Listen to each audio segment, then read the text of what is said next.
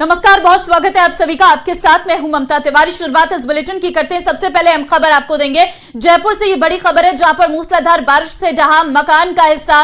चांदपुल बाजार में ये मकान का हिस्सा ढहा है। हादसे में परिवार के सभी सदस्यों की जान बच गई है। सूचना पर पहुंची एसडीआरएफ और सिविल डिफेंस की टीम। एहतियात के तौर पर प्रशासन ने मकान के जर्जर हिस्से को भी ढहा दिया है।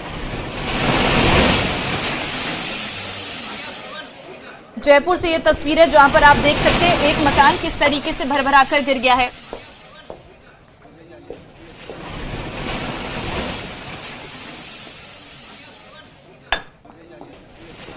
तो तस्वीरें आपके सामने हैं, आप देख सकते हैं किस तरीके से मूसलाधार बारिश से ये मकान का हिस्सा ढह गया है। संवाददाता विष्णु इस वक्त हमारे साथ हैं, उनसे अधिक जानकारी ले लेते हैं। विष्णु, देखिए लगातार बारिश के बाद जो स्थितियां हैं वो अब सामने आ रही है। एक और मकान जो भरभरा कर गिर गया, बताइए जरा। देखिए, बिल्कुल राजधानी जयपुर में लगातार मूसलाधार बारिश का दौर जो था वो जारी था। हालांकि आज सवेरे बारिश का ये दौर थमा भी है, लेकिन इस बीच एक बड़ी घटना जयपुर के चांदपुर बाजार में कल्याण जी के रास्ता में हुई, जहां पर ये जो एक मकान है वो उसका पहले एक हिस्सा ढह गया। उसके बाद जिला प्रशासन की टीमें यहाँ मौके पर पहुंची और उसके बाद इस जर्जर मकान को ढहाया गया। इस पूरे मकान की यदि मैं बात करूँ तो यहाँ पर 4 से 5 भाइयों का ये पूरा परिवार था। इस वक्त 2 भाइयों का परिवार, बुद्धि प्रकाश शर्मा और उसके अलावा जो गोपीचंद शर्मा जो कि रिटायर्ड चीफ फायर ऑफिसर रहे हैं, उनका परिवार यहाँ पर रह रहा था। और इसी बीच देर रात को पहले एक मकान का हिस्सा ढहता है, उसके बाद परिवार आधी रात को उठ करके बाहर आता है। गनीमत ये रही कि परिवार के लोगों की जान इसमें बच गई, जिसके बाद अब जिला प्रशासन के लोग मौके पर पहुंचे और मकान मालिक जो है, जो यहाँ पर रह रहे थे, घटना के वक्त उनसे बात करेंगे। बुद्धि प्रकाश जी, क्या घटना हुई थी, बताइए। गली में से सीम आती है, प्रशासन ध्यान देता नहीं है। मकान में क्या हुई थी? मकान में पहले तो पिछली गली से दीवार ढही, उसके बाद में फिर जब आस पड़ोस वालों ने चिल्लाए पुकार करी भाई मकान ढह रहा है, तो हम भगे घर से। और उसके बाद भगने बाद में कितने लोग मौजूद थे यहाँ पर? हम 5-7 लोग फैमिली थी, इनकी वाइफ वगैरह, हस्बैंड वगैरह वो थे। आपका परिवार भी यहीं मौजूद था? जी बिल्कुल, हमारा परिवार भी यहीं मौजूद था। मेरे पास, मैं सिविल डिफेंस में हूँ, मेरे पास फोन आया वाइफ का। मैंने उनको तुरंत कहा कि आप बाहर निकल जाओ, मकान ढह जाएगा। तो वो तुरंत बाहर निकल गए सारे परिवार वाले। जब ये हुई थी कितने लोग मौजूद थे यहाँ पर? 10 से 15 लोग मौजूद थे। उसके बाद जिला प्रशासन को सूचना दी आपने? हाँ, जिला प्रशासन को सूचना दे दी गई थी और तुरंत आ गए थे वो भी, लेकिन रात को तोड़ा नहीं गया था। ये जब सुबह 5:30-4 का टाइम था, जब साइड से अपने आप जर्जर करने लगा, एक मंजिल ढह गई। फिर ये प्रशासन आए और फिर इन्हों की तोड़ने की कार्रवाई चल रही है। देखिए, पुलिस भी मौके पर पहुंची है। मनोज जी, क्या अब तक रेस्क्यू ऑपरेशन किया गया, क्या क्या जानकारी सामने आई है? ये मकान कल रात को लरस गया था, जो नीचे से कम चौड़ाई थी और ऊपर से ज्यादा चौड़ाई लेके बनाया हुआ था, जिसके एहतियात के तौर पे क्या किया गया है? चूंकि अब क्या घर वालों को बाहर कर दिया गया है, क्या किया है? सभी को बाहर कर दिया गया था रात को ही। रात से पूरा प्रशासन यहीं पे था। विजिलेंस कमिश्नर साहब थे, नगर निगम के अधिकारी थे, एसडीआरएफ थी, पुलिस विभाग के हमारे सभी अधिकारी कर्मचारी यहाँ मौजूद थे। हमने एहतियात के तौर पे पूरे इलाके को सील कर रखा था, किसी का आवागमन नहीं हो रहा था। उसके बाद में अब सुबह प्रातःकाल नगर निगम ने दोनों मकानों को ध्वस्त किया है। कितने बजे सूचना मिली थी गिरने की मकान? ये शाम को करीब 6:45 बजे। 6 बजे का और भी लोग मौजूद हैं। सर, आप भी यहीं रहते हैं, क्या कहना चाहोगे?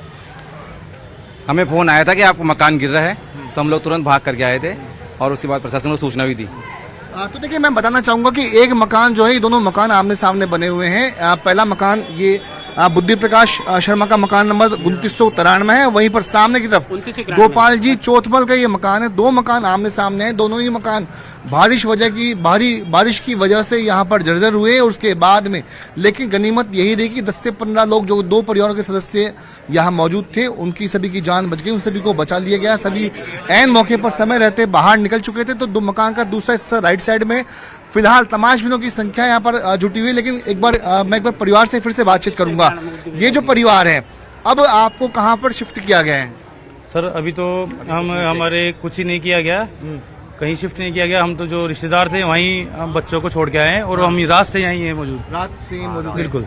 क्या रहेगा आगे? प्रशासन ने कुछ कहा है आपको, कुछ आपदा प्रबंधन? तो साहब ये कुछ भी नहीं कहा प्रशासन ने। अब क्या कहते हैं आगे, ये तो वही जाने सब। मनोज जी, जो परिवार है जो अभी बाहर कर दिया गया है, उनके लिए कोई व्यवस्था की गई है प्रशासन की ओर से? कुछ बताया गया है कहाँ ये लोग ठहरेंगे या उनके लिए क्या व्यवस्था की जाएगी? कुछ ऐसा बताया?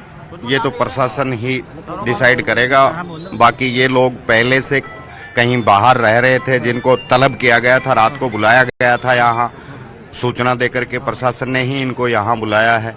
ये ऑलरेडी यहाँ नहीं रह रहे थे। ठीक है, तो देखिए पुलिस का कहना है कि समय रहते लोग बाहर चले गए थे। बुद्धि प्रकाश जी, कितने रात को कब से लग रहा था कि ये मकान ढह सकता है? ऐसा क्या अनुमान था? 10 मिनट का अनुमान था, 5:30 बजे फिक्स। 5:30 बजे आस पड़ोस वालों ने चिल्लाए, भाई मकान ढह रहा है, आप बाहर से बाहर निकलो, बाहर निकलो। बच्चे भी रहते हैं काफी सारे? बच्चे, हाँ बच्चे रहते हैं, 5 बच्चे हैं। कितना पुराना ये मकान है, और जब ये इसका मलबा गिर रहा था, लग रहा था कि इसकी हालत जर्जर है, तो इसे ठीक क्यों नहीं कराया गया?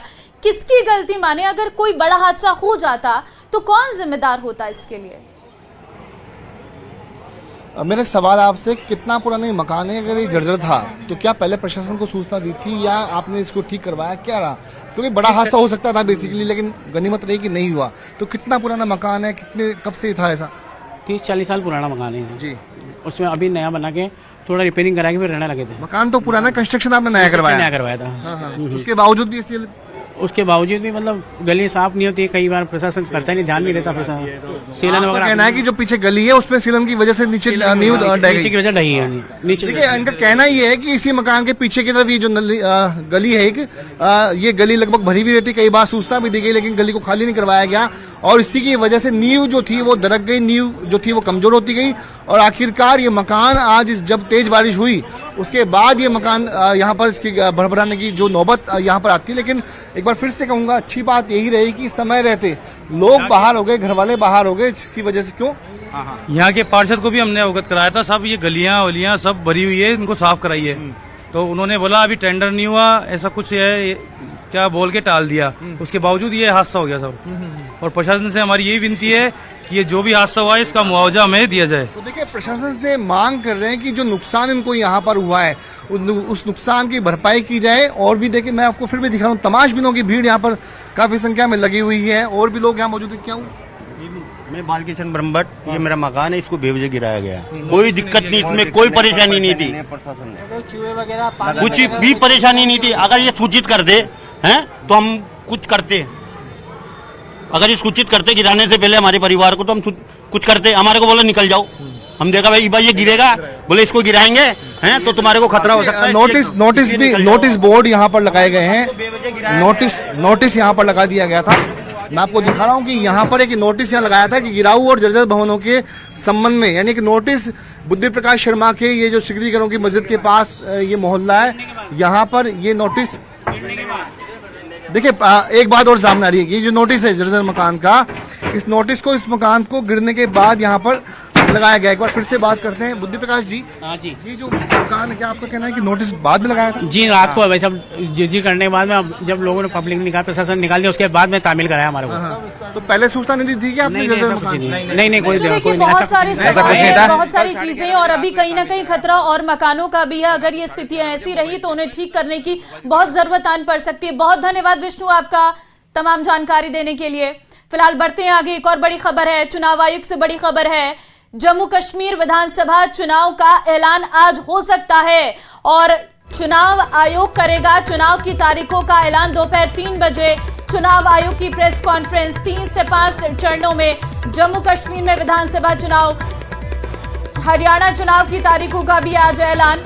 हरियाणा में एक चरण में चुनाव होंगे। 370 हटने के बाद जम्मू कश्मीर में पहली बार विधानसभा चुनाव हो रहे हैं। तो केंद्रीय चुनाव आयोग द्वारा जम्मू और कश्मीर विधानसभा चुनाव का दोपहर 3 बजे के बाद ऐलान हो सकता है। इस बात की भी संभावना है कि चुनाव आयोग आज ही हरियाणा विधानसभा चुनाव की तारीखों का भी ऐलान कर दे। केंद्र शासित प्रदेश जम्मू कश्मीर में विधानसभा का चुनाव 5 से 7 चरणों में होने की संभावना है। जम्मू और कश्मीर से धारा 370 हटने के बाद वहां पर पहली बार विधानसभा चुनाव कराए जा रहे। इससे पहले जम्मू और कश्मीर में विधानसभा का चुनाव 2014 में किया हुआ था।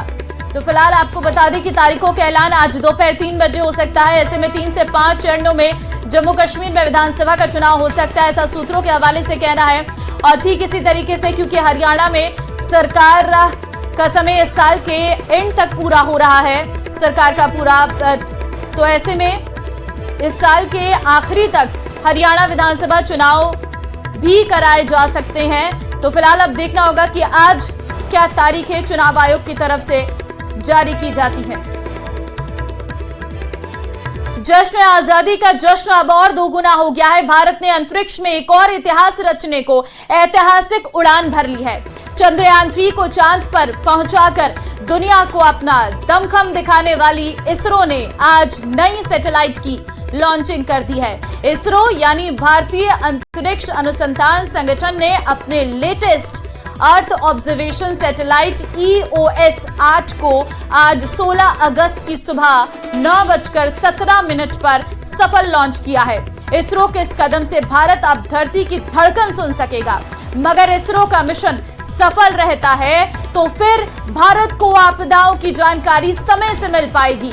आंध्र प्रदेश के श्रीहरिकोटा स्थित सतीश धवन अंतरिक्ष केंद्र से शुक्रवार सुबह लगभग 9:17 पर 500 किलोग्राम की वहन क्षमता वाला SSLV 175.5 किलोग्राम वजन वाले माइक्रो सैटेलाइट EOS 8 को लेकर उड़ान भरा।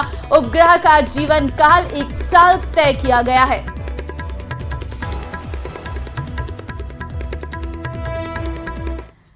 तो वहीं प्रधानमंत्री नरेंद्र मोदी ने पेरिस ओलंपिक से लौटे खिलाड़ियों से मुलाकात की। पीएम नरेंद्र मोदी ने पेरिस से लौटे हर खिलाड़ी से कहा कि आपने देश का मान बढ़ाया है। पीएम ने महिला खिलाड़ियों का खासकर जिक्र किया। उन्होंने कहा कि पेरिस ओलंपिक्स में बेटियों ने मेडल का श्री गणेश किया। मनु भाकर ने भारत को पहला मेडल दिलाया। उन्हें पिछली बार तकनीकी कारणों से निराश होना पड़ा था। मनु ने वो सब भूलकर बेहतरीन प्रदर्शन किया। अंकिता भगत ने अपना बेस्ट प्रदर्शन किया। मणिका बत्रा, श्रीजा अकुला ने भी बेहतर प्रदर्शन कर भारत का मान बढ़ाया।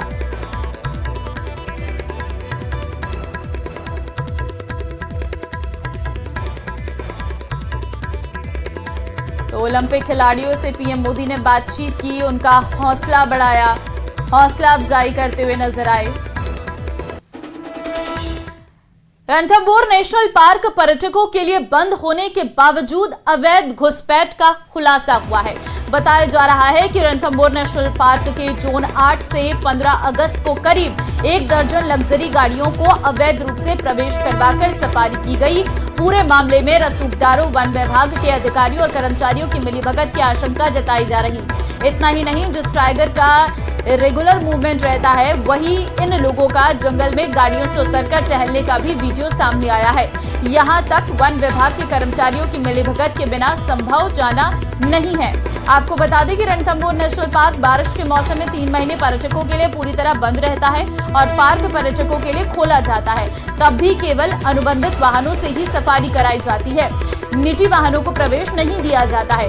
ये गाड़ियां किसी एडवेंचर ग्रुप की बताई जा रही हैं। जानकारी के अनुसार सभी गाड़ियां बालास चौकी से नेशनल पार्क में प्रवेश हुई है और हिंदवाड़ के रास्ते होते हुए जंगल से बाहर निकली है।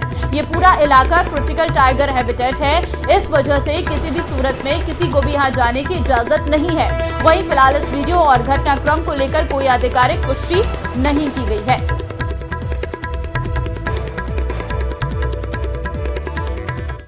और अब खबर आपको पाली से देते हैं, जहां पर मारवाड़ जंक्शन थाने में पॉक्सो एक्ट का मामला सामने आया है और मामला दर्ज किया गया है। 13 वर्षीय दलित नाबालिग से दुष्कर्म का मामला है और दुष्कर्म के बाद गर्भवती नाबालिग हुई है। पीड़िता का मारवाड़ जंक्शन अस्पताल में मेडिकल करवाया गया है।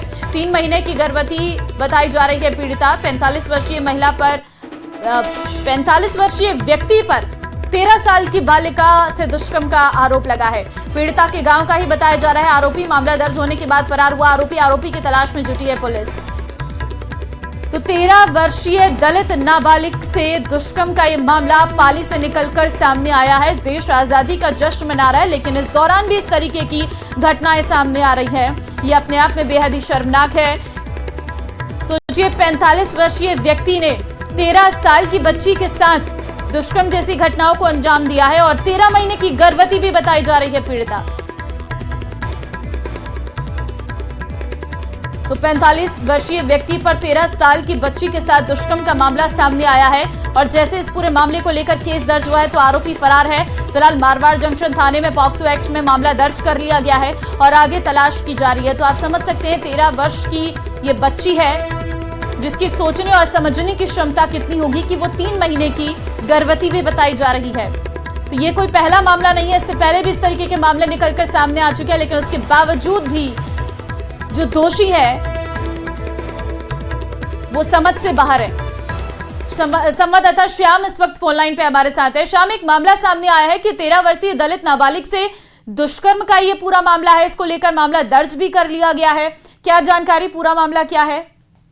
जी, पाली जिले के मारवाड़ जंक्शन थाना क्षेत्र के चेलावास गांव का मामला बताया जा रहा है, जहां पर एक नाबालिग बच्ची जो 13 साल की मासूम थी, जो अपने परिवार के साथ कोयले निकालने का काम करती थी, वहां पर उस बच्ची के साथ एक गांव के ही युवक द्वारा दुष्कर्म किया गया है, जिसके बाद लड़की डरती हुई किसी परिजनों को उसकी जानकारी नहीं दी। आखिर लड़की के पेट में दर्द होने पर परिजनों ने उसको चेक करवाया तो पता चला कि लड़की गर्भवती है। उसके बाद उसे अस्पताल में भर्ती कराया गया और परिजनों द्वारा आरोपी के खिलाफ मामला दर्ज कराया। जो ही मामला दर्ज हुआ, आरोपी फरार हो गया। पुलिस ने आरोपी को गिरफ्तार करने के लिए टीमें बनाई है और पूरे मामले की जांच सोजत सीओ देराव सिंह कर रहे हैं। जी ठीक है, ये जो 45 वर्षीय व्यक्ति है इसके बारे में बताइए, कुछ जानकारी निकल पाई? कौन है, कहाँ का रहने वाला है?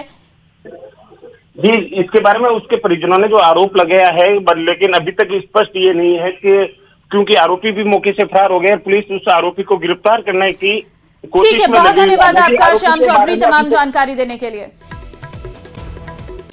वेस्ट वेयर से ओवरफ्लो हो रहा है, लेकिन घटिया निर्माण के चलते ये वेस्ट वेयर पानी का दबाव नहीं झेल पाया और पूरा वेस्ट वेयर ही तालाब के पानी में बह गया है। तालाब की एक पाल टूटने से गांव के करीब 2,500-3 हजार बीघा जमीन पर फसलें तबाह हो जाने का अनुमान है। तालाब का पानी सड़क पर आ जाने से बैगना रोड भी वहां पर भी आवागमन ठप हो गया है। पानी के सैलाब ने समीपवर्ती खेड़ी फुंसरा गांव की फसलों को भारी नुकसान पहुंचाया। फसल खराब होने के चलते किसान अब परेशान हैं। तो आप देख सकते हैं किस तरीके से जो पानी है वो खेतों में बह रहा है और हर तरफ जो पानी है वो नजर आ रहा है, जिसके चलते काफी नुकसान हुआ है फसलों को। तालाब में फुल पानी आने से तालाब फूट गया। इनमें लोग बाग होगी, कम से कम 15 बीघा 2000 बीघा जमीन की फसलें नष्ट हो चुकी है। ये दूसरे गांव में ये तालाब फुल भर गया, इसकी वजह से ये पहाड़ फूट गई और ये हमारे गांव में जा रहा है इसका पानी, तो हमारे खेतों में कमर के ऊपर पानी जा रहा है, इससे हमारी फसल नष्ट हो गई है। बारां जिले में आज सुबह से हो रही भारी बारिश लोगों के लिए आफत बनकर आई है। कई गाँव में पानी के चलते उनका संपर्क टूट गया है, तो वहीं कहीं गांव तालाब में तब्दील हो गए हैं, तो कहीं तालाब की पाल टूटने से हजारों बीघा फसल जो है वो तबाह हो गई है। इस वक्त मैं खड़ा हूँ श्यामपुरा का ये तालाब है, जहाँ देख सकते हैं आप ये तालाब था, वहाँ लगातार हो रही बारिश के बाद ये तालाब जो है वो ओवरफ्लो हो गया था और ओवरफ्लो होने के बाद जो इसकी पालों के ऊपर से पानी बहने लगा था, लेकिन ये तालाब जो है वो इतना दबाव नहीं झेल पाया और तालाब की पाल जो है वो टूट गई। तालाब की पाल टूटने के चलते जो है देख सकते हैं कितना भारी मिट्टी का कटाव यहाँ पर हुआ है और पानी जो है किस वेग में बह रहा है। जिस वक्त ये यहाँ पर जो है जिस वक्त ये टूटा उस वक्त लोग जो है आसपास के गांव के वो सख्ते में आ गए, क्योंकि एकाएक गांव में भारी मात्रा में पानी घुस गया। यहाँ पर जो है देख सकते हैं दीवार भी नजर आ रही होगी, यहाँ पे वेस्ट वियर बनाया हुआ था, लेकिन वेस्ट वियर के अंदर जो है जहाँ सीमेंट भरा जाना था वहाँ पर दिख रहा है कि वहाँ मिट्टी भरी हुई है। तो आखिर में जिस जगह से तालाब टूटा है वो घटिया निर्माण अपने आप में बता रहा है कि इस तालाब के जो वेस्ट वियर का निर्माण है वो कितना घटिया किया गया था। जिस जगह को मजबूती से बनाना चाहिए था, जहाँ पर पानी की क्षमता निकलता है पानी ओवरफ्लो के, जिस जगह को मजबूत बनाना था वही जगह जो है वो टूट गई है। देखिए इस पाल के टूटने के चलते आसपास के जो गांव हैं फूसरा और गजनपुरा तक, यहाँ जो है बताया जा रहा है कि 3000 करीब बीघा जो है वो फसलें पानी में तबाह हो गई है। ऐसे में बड़ा नुकसान हुआ है लोगों का। प्रशासन के कुछ लोग नुमाइंदे जरूर यहाँ पहुंचे थे, लेकिन वो यहाँ देखकर सिर्फ जो है वो यहाँ से निकल गए। ऐसे में लोग जो हैं, किसान जो है वो परेशान है, सकते में हैं। तो कह सकते हैं कि बारिश जो है वो सभी के लिए फिलहाल आफत बनी हुई है। विपिन तिवारी, न्यूज़ 18 राजस्थान 12। चलिए आगे बढ़ते हैं। बीकानेर की नोखा में लगातार बारिश से कस्बे में आसपास के ग्रामीण क्षेत्रों में हालात बिगड़ने लगे हैं। रोड़ा गांव में अतिवृष्टि से बाढ़ जैसे हालात हैं। लगातार बारिश गांव में प्रवेश का मुख्य रास्ता बंद हो गया है। सरकारी अस्पताल, आयुर्वेदिक चिकित्सालय, अटल सेवा केंद्र पानी से घिरे हुए हैं। वहीं पंचायत की करीब 6 दुकानें ढह गई हैं। हालांकि इस घटना में कोई जनहानि नहीं हुई है, लेकिन पंचायत भवन में बड़ी दरार आ गई है। यहाँ 3 पंप सेट लगाकर पानी निकासी की कवायद की जा रही है। उपखंड और जिला प्रशासन से भी सरपंच ने मदद मांगी है। उधर जोरावपुरा क्षेत्र में बारिश से अब लोगों को नुकसान हो रहा है। यहाँ गलियों में 3-3 फीट तक पानी भर गया है। लोगों के घरों में भी पानी भर गया है। लोग अपने स्तर पर ही पानी निकासी की कवायद में जुटे हुए हैं।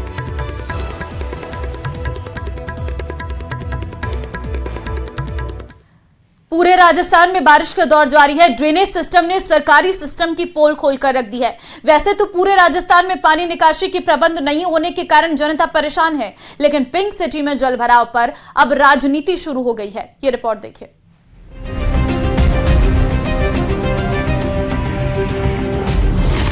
ड्रेनेज सिस्टम बदहाल, जनता हो रही परेशान। आरोपों का दौर, सियासत का शोर। कब होगा निदान, जनता मांगे समाधान।